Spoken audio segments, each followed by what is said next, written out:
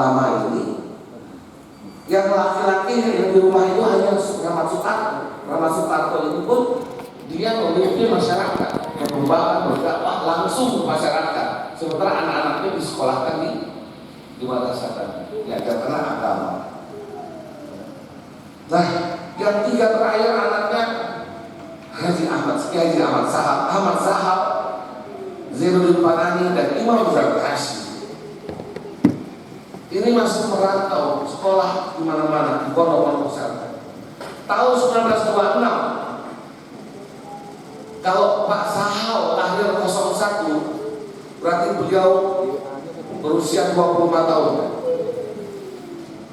Dialah yang dipanggil oleh Rahmat Sutarto untuk datang ke Bambang meneruskan madrasah yang hampir decline, yang hampir punah. Sementara Zainuddin Panani masih nyantri di mana-mana. Tahun 26, Zainuddin Panani berusia 21 tahun karena dia lahir tahun 1905. Sementara Pak Imam Zarkas tahun 26, beliau baru berusia 16 tahun. 16 tahun masih nyantri di mana-mana. 16 tahun itu kalau sekarang anak SMP lah, kelas 2, kelas 3 gitu ya. Kalau 21 tahun, kalau 25 tahun, Pak Sahal itu anak baru tamat S1 kuliah, sudah matang. Kalau 21 tahun, anak baru masuk kuliah, Bapak Nani. Jadi belum ada terbukti tahun 26. Maka Pak Sahal dipanggil pulang oleh Ibu dan Rahmat Sutarto kakaknya untuk meneruskan sampai jangan mati di pondok pesantren yang dibangun oleh buyutnya Sulaiman Jamaluddin, kakeknya Alham Anusari, dan bapaknya Santoso Anusari. Dilanjutkan oleh Ahmad Sahal. Sementara dua adik ini masih mana-mana. Sampailah Ahmad Sahal melakukan kegiatan ini luar biasa, sampai-sampai kemudian bangkit kembali Golkar lama ini, bangkit kembali, maju dan memiliki cabang di mana-mana. Ada di Melumpang yang pada waktu itu kiainya Pak Sirman. Ada di Gandu kiainya Pak Mahfuz, ya, namanya Pondok Aliman. Ada di Mampil, itu kiainya bapaknya Ustaz Abdul Haji Hamdan almarhum. Ada dibangun di Ngabar, Pak Ibrahim jadi pondok pesantren Ngabar. Sebelumnya semuanya sama, Tarbiyatul Atfal. Dan penerusannya adalah Sulamul Muallimin, Sulamul Muta'allim. Tarbiyatul Atfal, Tarbiyatul Banat, Sulamul Muallimin, Sulamul Banat, Sulamul Muta'allim. Nah, tahun 36, 10 tahun kemudian, Pak Sahal kemudian memanggil adik-adiknya. Kalau 10 tahun kemudian itu tahun berapa? Tahun 36. Pak Sahal memanggil Pak Panani, memanggil Pak Imam Zarkas. Tahun 36 Pak Panani itu berarti berusia berapa? 31. Pak Sahal sendiri berusia 35. Pak Zarkas ini berusia 25. 26. Wah, itu mereka sudah menjadi orang-orang, menjadi pemuda-pemuda hebat. Ya, tertempa di mana-mana. Ini kalau saya cerita lagi di mana Pak Panani ketika itu, di mana itu Pak Zar panjang ini cerita. Tapi saya mau ringkas sedikit aja. Tahun 36 mereka pulang. Pak Nani dan Pak Zarkasi pulang dari Sumatera tahun 36. Sampai di Gontor, mereka bertiga bertemu di depan rumah teras Pak Sahal. Pak Sahal langsung bicara begini, Dek, aku ini sudah ngayomi, aku ini sudah ngelakoni 10 tahun dari mau mati sampai hidup dan punya cabang di mana-mana sekarang. Apa itu? Madrasah Tarbiyatul Atfal dan Sulamul Muallimin Sulamul Atfal. Tempat ini tetap bernama Darussalam. Jadi apalagi ayo kita kembangkan, kita besarkan di pondok. Kata Pak Sahal. Kemudian bertiga ini setelah ngobrol ditanya satu-satu, Pak Nani, Dek Nani, bagaimana menurut kamu? Begini Mas, pondok ini sudah bagus, mendidik anak-anak agama, mendidik anak-anak ilmu pengetahuan juga. Dari tingkat SD, Tarbiyatul Atfal, dari mulai TK, PAUD, SD, SMP. Ini luar biasa, sudah bagus. Tapi belum cukup kalau kita mengandalkan alumni Tarbiyatul Atfal, alumni Darussalam hari ini. Suatu saat Indonesia akan merdeka. Kita tidak tahu kapan Indonesia merdeka. Suatu saat Indonesia akan merdeka. Kita harus mencetak manusia-manusia yang andal, mencetak manusia-manusia yang memiliki kekuatan lahir dan batin, yang ruh dan jiwanya terdidik, yang akal pikirannya terdidik, yang jasmaninya terdidik, yang sosial life-nya terdidik untuk Indonesia merdeka yang akan datang. Itu belum tahu Indonesia merdeka, nggak tahu belum tahun 30. Apalagi bicara seperti itu. Pak Sadar, yo opo sih dia buat Indonesia nanti gimana kita belum tahu. Kita memang belum tahu, tapi kita sudah mempersiapkan manusia-manusia yang paten, tahan modern, memiliki mental leadership, ditambah lagi dia memiliki kekuatan nilai-nilai yang kita masukkan di dalamnya. Lalu siapa yang melakoni? Pak Nani kan sibuk di luar, kata Pak Sahal. Aku kan sudah tua di sini. Pak Nani belum ada Zarkasi ini. Dia sudah ngomong di mana-mana. Full Jawa sudah full. Pak Zarkasi ikut saya lama di Palembang. Jadi beliau datang ke Sumatera pertama kali ke Palembang. Pada waktu itu kira-kira tahun 30-an. Jadi dari tahun 26 sampai tahun 30 itu beliau di Palembang. Pak Nani pertama yang berangkat ke Sumatera itu Pak Nani. Beliau berangkat dari Jogja. Mereka berangkat dari Jogja itu diutus oleh Persatuan atau Perserikatan Muhammadiyah. Jadi Pak Nani ini selain belajar di Muallimin di Jogja di Muhammadiyah, beliau ini sebagai aktivis organisasi Muhammadiyah. Oleh sebab itu Muhammadiyah mengutus kader-kader terbaiknya, seperti kita motor mengutus pengabdian, pengabdian ke Makassar, kemana, ke Poso kemarin itu ada 3 orang mati masuk jurang itu, 35 orang itu. Nanti mengutus dai-dai mubalik ya, untuk apa? Untuk mendirikan organisasi Muhammadiyah.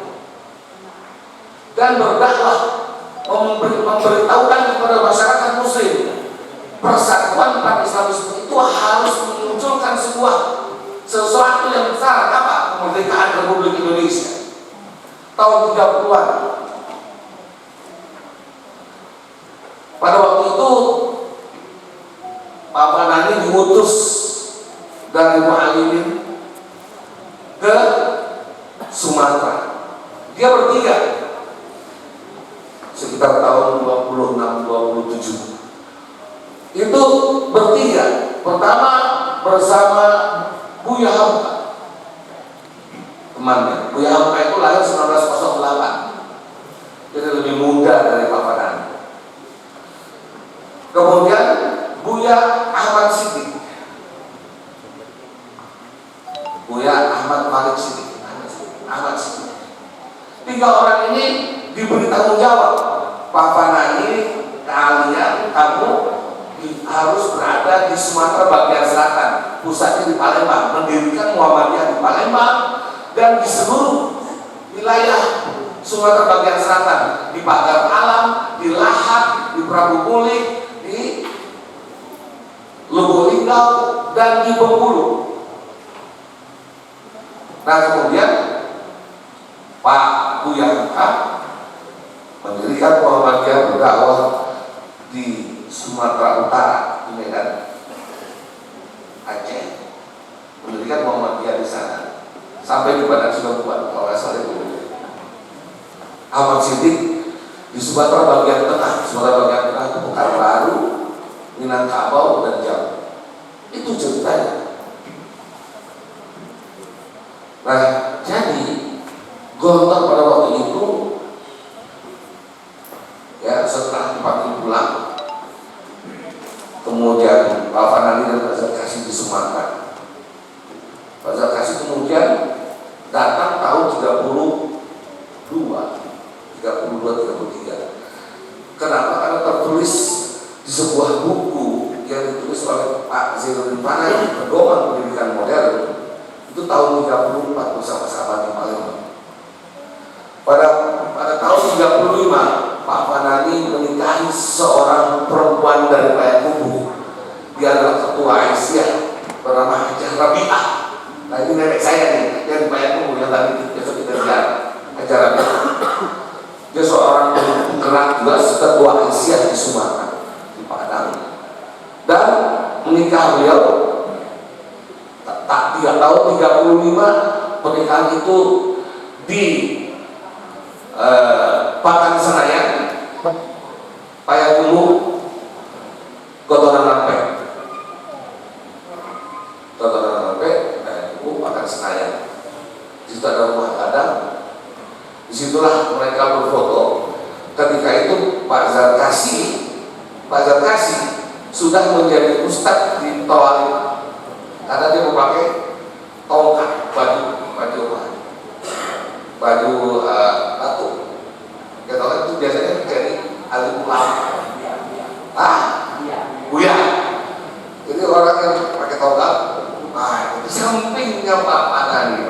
Jadi dan fotonya ada yang saya miliki foto di rumah.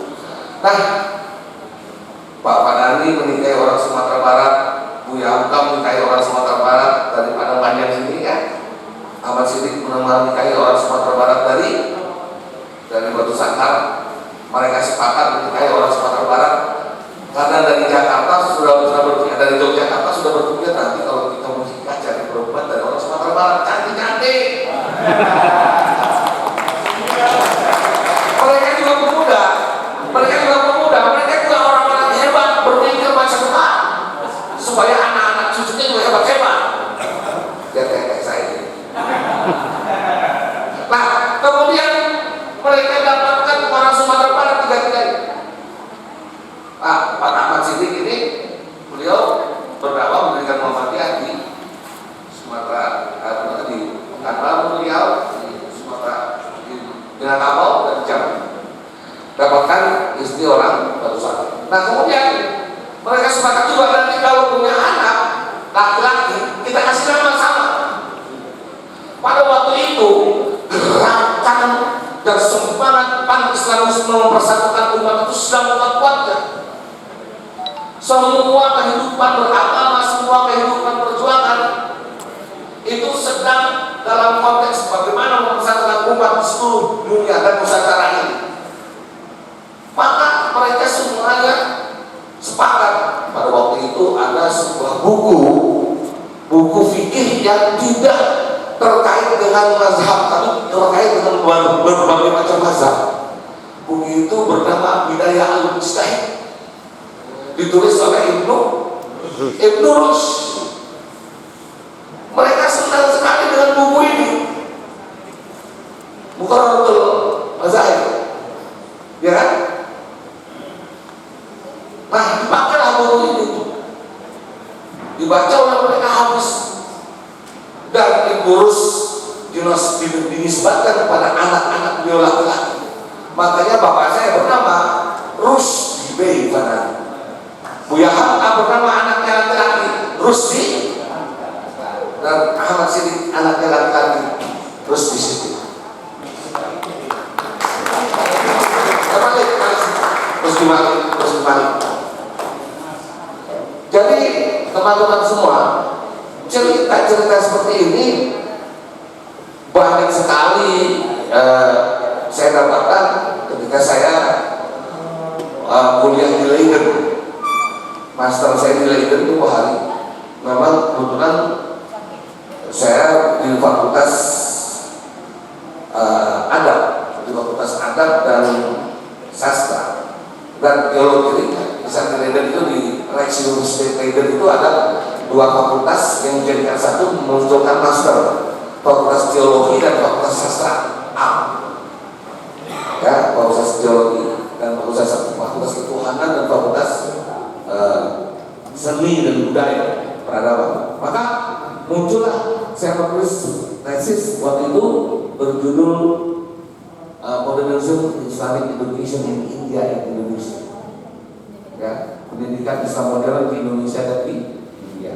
Di India saya mengambil contoh Tahidar sebagai sintesis Gontar, tapi di Indonesia saya menggali tentang Gontar. Disitulah saya bertemu banyak cerita tentang Gontar, cerita tentang Tawali, cerita tentang Sumatera Barat, cerita tentang Jawa Timur, semua yang terkait dengan pesantren.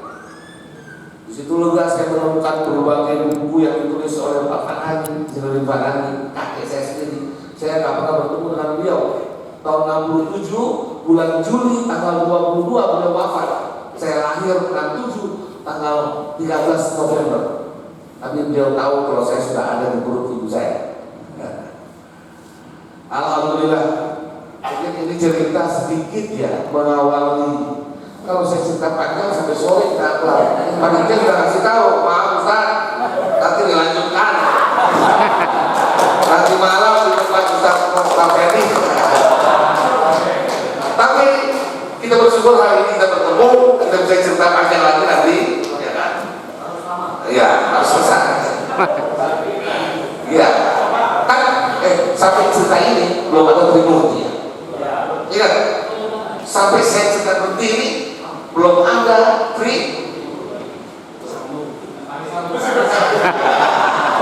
Tapi kita sambung, oke? Ibu bapak terima kasih. Mungkin Tuhan kita tidak bisa tari Tuhan, ya kan? Seperti kita juga sesungguhnya kita tidak bisa pernah lupa dengan 40 di situ ada rumah itu dulunya adalah sebuah percetakan buku yang dimiliki oleh seorang saudagar kaya Haji Akil. Pada waktu itu Pak Fanani datang pertama kali ke Palembang sebelum dia mendirikan kantor Muhammadiyah di 40 itu. Beliau tinggal di rumahnya Haji Akil, dia akan anak di sana, dan rumah 40 itulah tempat di mana ketika Bung Karno didapatkan dari Bengkulu ke Palembang oleh Pak Fanani waktu tahun 42 Jepang masuk ke Sumatera. Cerita ini pada kita cerita lagi. Oke? Penasaran pula itu. Terima kasih. Sekali lagi terima kasih. Mudah-mudahan keberkahan buat kita semua. Dan tentunya kita menjadi orang-orang yang selalu bersyukur. Saya tadi awali dengan doa nashkura ni'mataka allati an'amta 'alaina wa 'ala walidaina wa an na'mala sholihan tardhahu wa qina bi rahmatika fi ibadika sholihin. Mudah-mudahan perjalanan kita selalu berkahi, selamat berjalan, sehat-sehat selalu, dan tentunya kita menjadi bagian yang tidak terpisahkan dari perjalanan ini, dan tentunya penuh dengan berkah karunia Allah, rezeki dan segalanya. Terima kasih, mohon maaf. Wassalamualaikum warahmatullahi